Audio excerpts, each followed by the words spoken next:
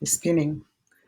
Hey everyone, it's a little after 8:30 on Monday evening, and this is Fangide Therapy. This is Uduaka Fangide, and we are live. We are on Facebook, and we are talking about mental health. And I do apologize for coming on a little late. We had some technical difficulties, but we are here, and we are excited to be part of this conversation. So I'm glad that you could join us, whether you are joining us live or whether you are joining us watching it as a replay. I'm glad you could watch this. It seems to be flickering, and I'm not sure why it's flickering. So just bear with me while we try to figure all of this out. Okay. Um, okay. So I'm going to. Yeah, I think we're okay now. So we'll keep talking for a little bit, but this is a Fungi Day Live. We're talking mental health. And hey, Debbie, I'm glad you could join us. So, Debbie, I'm going to have you weigh in. And hey, Elias, on my end, it looks like it's flickering. Is it flickering on your end? Somebody tell me whether I need to turn it off and turn on again, or we'll just keep on talking. So if you guys are seeing me and it's okay without any problem, just put a comment on there so I will know, okay? But right now is us three, and we're talking mental health. So is it flickering, Elias, Debbie, or are you guys able to see it well? So I'm going to keep on talking. I haven't heard anything back. I'm going to assume that the flickering is only on my end and that everybody else is able to see it okay without any problems. But if it's flickering where you're watching it, then please let me know and maybe we can try it again. So for the past 2 weeks, we've been talking mental health. We've been coming on here, doing a Facebook Live, just kind of talking about how we think how your mental health is important and you should pay attention to it, especially. Okay, yay, hey, Tammy. So yeah, I remember you from FHU. Okay, perfect. Thank you. I like the feedback that I'm getting from you all. So I will not worry about the flicker. Hey, Tammy, it's so good to have you guys. And Debbie, so good to see you here because we're not meeting in church face to face anymore. So it's good to interact with people. So first Facebook Live video, we were talking about the importance of mental health. We looked at some of the myths about mental health and the stigma around mental health, and we tried to dismiss some of that stigma. The second week, we talked about taking care of your mind and how your mind is the most important thing. And if you can take care of your mind, especially with the things that you're dealing with right now, with COVID-19, the uncertainties, then everything emanates from your mind. If you can take care of your mind, then you can very easily have something strong to guide you as you navigate all of this. Well, today we're going to talk about just an aspect of mental health. And so one of the things that I do is I work as a counselor with a Fangide Therapy, but I'm a scientist by nature. And so I do research. I work as a marital therapy. And I know that one of the greatest stressors, one of the relationships that feels stresses the most during this time is our relationships. And so today we're beginning part 1, where we're talking about navigating our relationships during COVID-19. And this is going to be part 1. And in part 1, I'm going to talk about our intimate relationships. So how do you navigate your intimate relationships, your closest relationships? And so I know that I'm talking to all kinds of people here, whether you're watching it live with me or whether you're watching it replay. Some of us are married, and so we're with our spouses. I read something today that said that love is 24/7, but our days as lovers were not usually 24/7. But now COVID-19 has forced us into a situation where we are 24/7 with these people that we love dearly. And so I decided to find out how is that affecting our relationships. So the scientific part of me wanted to do a little bit of research. Research that the scientific community would not accept at all, because I got on Facebook and I said, I'm going to ask my Facebook friends to weigh in. So I asked my Facebook friends to choose A, B, C, or D. Which of these words would they say describes their relationship during COVID-19. Okay. So I'm going to give you the four options that I put on Facebook. And I want you to guess which one did you think had the highest percentage. Okay. So I said, if you could describe your relationship using one of these words, which one would it be? A, challenging. B, more connected. C, strained. D, balancing act. Okay, so which of them do you think had 60%? 60% of the people, which one do you think they used to describe their relationship? Do you think that they said it was challenging? A. Do you think they said they were more connected? That would be B. Do you think they said their relationship was more strained during COVID-19 than before? Or D, do you think they said their relationship is more of a balancing act? So I'm going to give you a minute to weigh in and just share with me what you think the most popular answer was. 60% of the people responded. Okay, so I have somebody says, Tammy says, they said balancing act. Hey, Tiffany, thank you for joining. So I'm having you guys guess here. So I put out a question on Facebook preparing for today. Today we're talking about navigating our intimate relationships. Next week we'll talk about navigating our family relationships. So I hope you guys will join me then. But today we're talking about navigating our intimate relationships, our close relationships, whether we are dating, whether we are married, whether we are engaged, whether we are partnered, whatever those intimate relationships are, okay? So this is the question that I asked. I don't want you telling me about your relationship. I want you to guess. Out of these four options, 60% of the people that responded on my very scientific Facebook poll, okay? 60%, what do you think they said? Did they say it was challenging? A. Did they say it was more connected? B. Did they say C, it was strained? Or did they say D, their relationship is a balancing act? So far we have one person say they said that D was the most popular, 60%. We have someone else, Raven. Thank you for joining us in the conversation, Raven, saying that she thinks B was the most popular. Well, I will not keep you all guessing for too long, but Miss Tammy, you got it right.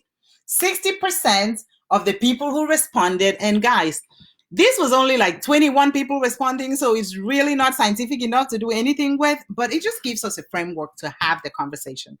But 60% of the people said their relationship was a balancing act. Okay.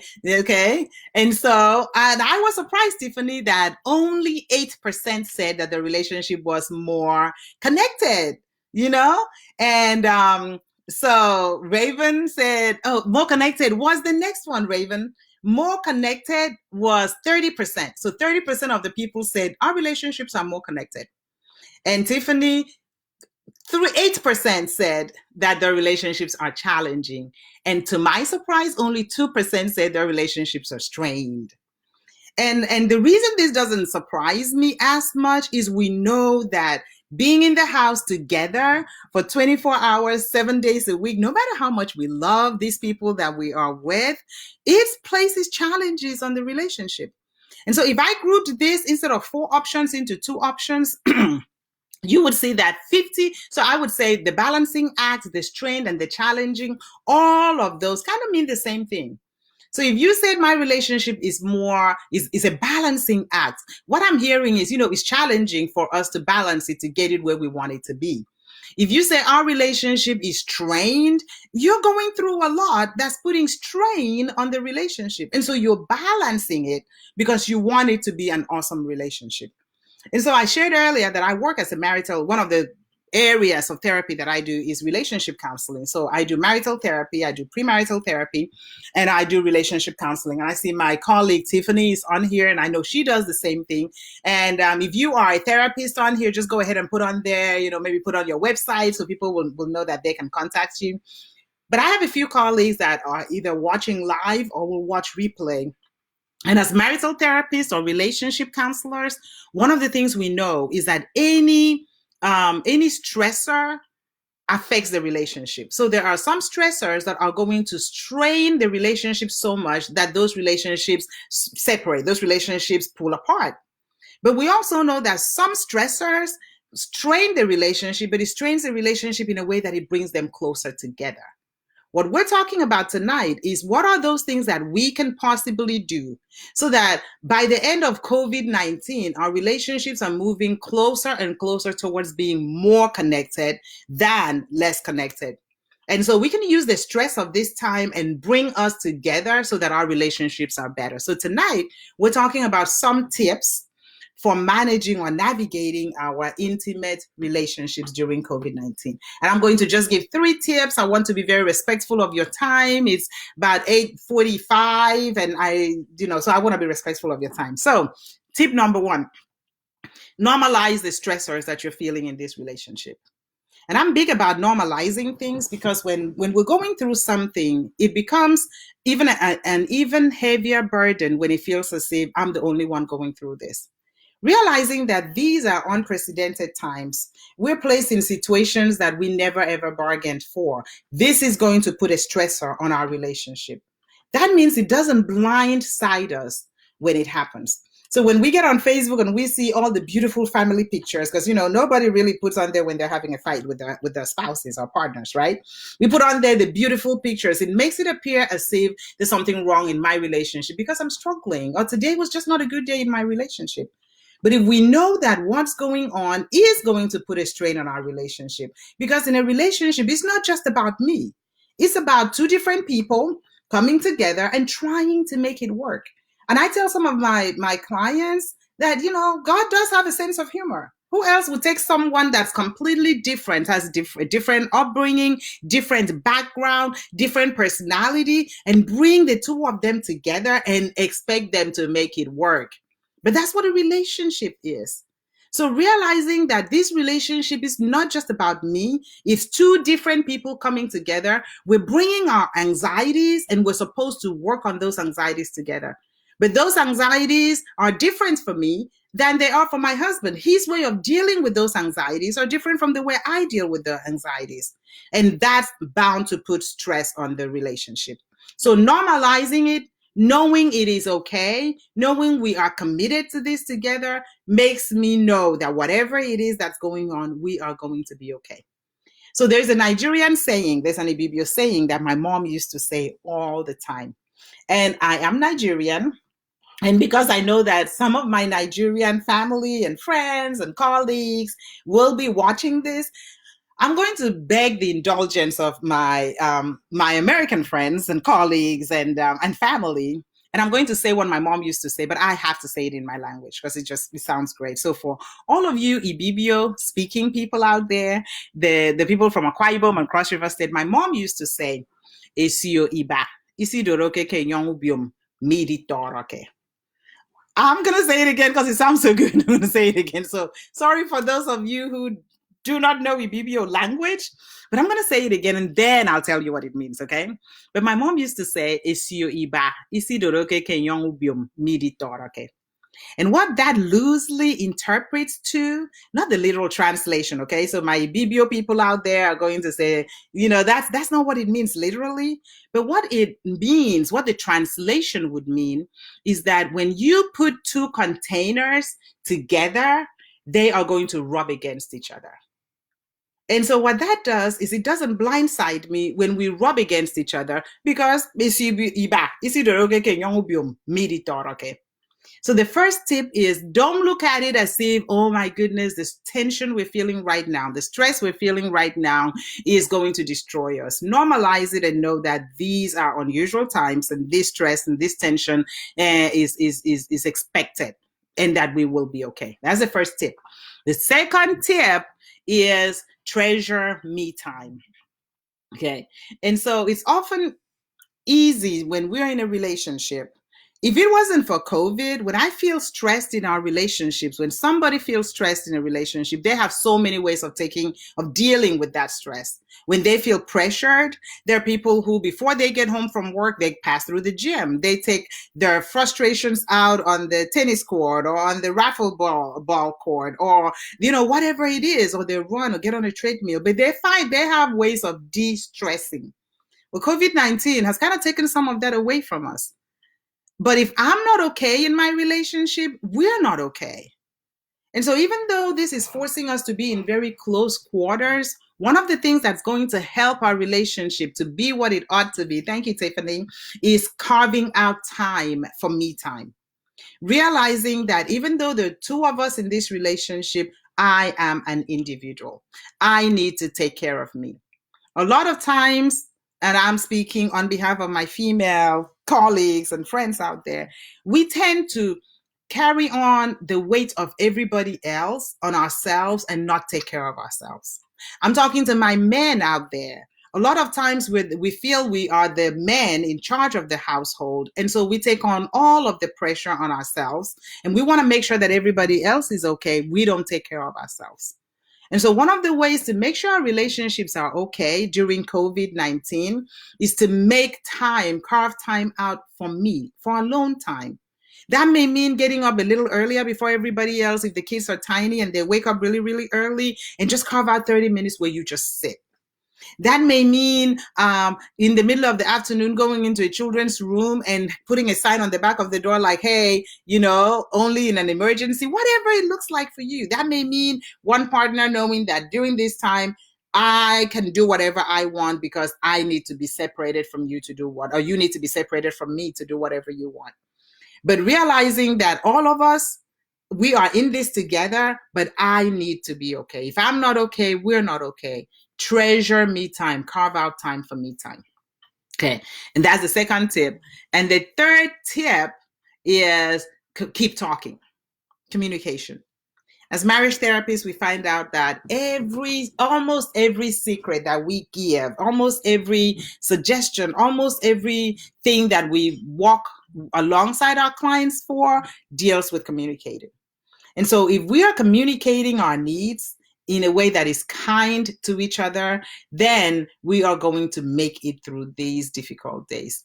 There's a book that I've been reading, and it's called Miracle on Chrome Avenue. It's by Teresa Evans. And I loved it because the title of the book is Keep Talking and I'll Find You. Keep talking and I'll find you. And I tell my clients that as long as you are talking in your marriage, as long as you are communicating in your relationships, as long as you're communicating what hurts, as long as you're communicating what you need, you guys will find each other. So tip number 3, keep talking and you'll find each other. And I think the reason this is hard is a lot of times communicating my needs, it comes from a place of vulnerability. But realizing that we are a team, we are in this together, we need to support each other, means that I can fully be myself in this relationship. And so I've given us 3 tips, and I want you to just kind of weigh in and tell me which of those tips resonate with you the most. Which of those tips do you think would be useful as we start applying them? Okay, so tip number 1. Hey, Carrie, glad you're here. Tip number 1 is normalize what you're dealing with. Know that the stress, the tension, the friction that you're feeling in your relationships is normal because these are unprecedented times. Because you're 2 different people, 2 different personalities, 2 different ways of looking at things, 2 different perspectives, and you're bringing the stressors of today. We deal with them differently. And that's bound to cause a little bit of friction. And so I'm going to say what my mom used to say, one of her favorite sayings, except I say it in my language. But if there's one thing that I want you to take away from today is that you cannot put 2 things together and they do not rub next to each other and they do not rub against each other. And so my mom would say it in my language, so normalize it, that's number 1. Number 2, treasure me time. Make time to be by yourself.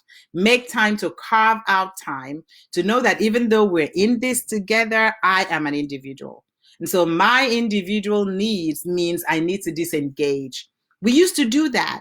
Before COVID, one partner would probably go to work, and that would be disengagement time, and come back from work refreshed and ready to pour into the relationship. Or, the kids would leave or something. We would have amazing, numerous ways of disengaging briefly and then coming back together. This situation is forcing all of us to be together 24/7, and that's impacting our relationships. So, carving out time for individual time, giving the other person freedom to disengage and be by themselves, is going to help our relationships and make them even stronger. And so I said a little earlier, I have a couple of therapist friends that are on here. So if you would just go ahead and put your information in the chat room, so you will know that we are walking alongside you at this time to make this COVID time less stressful. So tip number one, normalize it. Don't allow the stress and tension that you're feeling in your relationship blindside you. Know that it's bound to happen, but that it's going to be okay.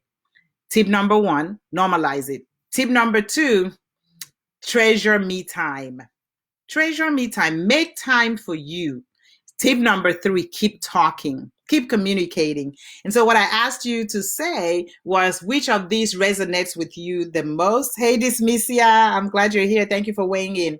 And Dismisia says, keep talking resonates with me. I am an expressive person, so I hate feeling boxed in or silenced. I love to hear from other people, and I love talking through things. And I love that, Dismisia, because what tends to happen, and this may be different in your relationship, but what tends to happen is often we have a relationship where you take someone who's expressive and loves to talk, and they are in a relationship with someone who is not expressive and doesn't like to talk. And so if we're not careful, we're thinking that the fact that they're not as expressive as we are means that they don't want to talk about what they're feeling. And we tend to say, well, what's going on? Just talk to me, talk to me.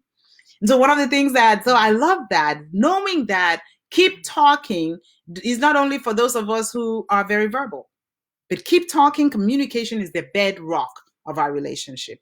So when somebody's going through something and they're not sharing it with me, I'm going to draw assumptions. And you guys have probably realized that drawing assumptions are usually wrong, right? I'm going to try to go into their heads, but I'm going into their heads as me. And I'm trying to make it make sense. So realizing that at this time, during COVID-19, we need to communicate a lot more. People tend to think, well, I don't want to burden the other person with my fears and anxieties. And have you noticed that when my husband doesn't want to burden me, the fears that I have are bigger than if he told me what was going on in his mind? Okay, so the idea of burdening someone that you love, the reason they love you is because they want to be a part of everything that's going on in your life. So no matter what's going on, have the conversations, keep talking. This stressor of the pandemic is big enough that not communicating is adding another stressor. So thank you. If there's anybody else that any of them resonates with you, those are just the 3 tips for today. Keep talking. And I referenced a book. It's a nice novel. It's a love story written by Teresa Evans. And it says, keep talking and I'll find you. And I thought, I love that. If I keep talking and I don't feel silenced, and I don't assume that I'm talking too much, and I don't assume that because the other person is not as expressive as I am, that means they don't want to talk about it, they are not interested. If I keep talking, we're going to find each other and we're going to make it through this. So it has been my privilege. I have loved hanging out with you, with all of you, for just a few minutes on this Monday evening. And so our plan, and Tiffany Davis is a therapist, and she put on there in the chat, in the comments place, she put on there that she also works with me at the alabamatherapist.com. And I think the biggest thing is realizing that these are difficult times for everybody. One of the things that Tiffany and I are doing at the Alabama Therapist is we are providing free mental health counseling sessions for healthcare workers. And so you probably heard of the mental health worker, the doctor that committed suicide today. And because of what they're dealing with, no one should have to deal with this alone. So if you have friends or family that are mental health care workers, tell them to check us out at thealabamatherapist.com. And we will provide free counseling services for them. We want to walk alongside them. What a therapist is someone who gives you a safe space so that you can process what you're dealing with. You don't have to deal with this alone. If you know someone that has lost a loved one to COVID-19, send them to us, thealabamatherapist.com. If you know someone that's not a mental health, a healthcare provider, but you know they need to talk to someone, send them to us. Tiffany and I are on here, but I'm going to say if there's any other therapist that watches this and maybe watches this as a replay, go ahead and put your information on there. We want everyone to know that they don't have to navigate COVID-19 by themselves. So tonight we talked about 3 tips for navigating your intimate relationships. And this is not exhaustive at all. But I think what I want to leave everyone with tonight is we do have to be intentional about nurturing our relationships. Anything that we don't feed is not going to thrive. And so let's not deal with this on our own. Let's not deal with our anxieties on our own. Let's not bottle it up. Let's not deal with our fears on our own. We are in relationships for a reason. And a burden shared is a burden halved. So let's keep talking. Let's make time for ourselves, and let's understand and normalize the fact that what we're dealing with is okay. The stress, the tension, and the fears about our relationship is okay.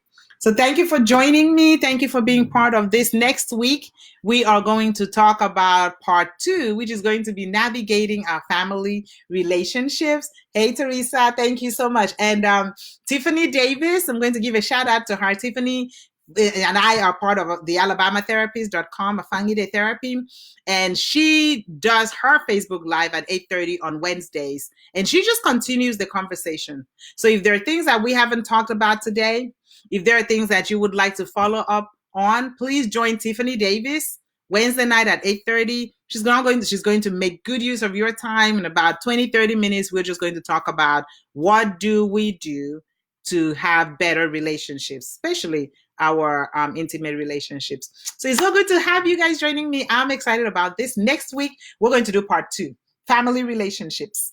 How do we navigate it? So if your kids are getting on your nerves, if your sisters, and I won't mention names, y'all, but if you have tips on how to deal with family relationships, just meet me here next week at 8:30. If you have questions about family relationships, join me here next week at 8:30. Let's continue the conversation. Okay, thank you for joining me. This has been great. I'll see you guys next week.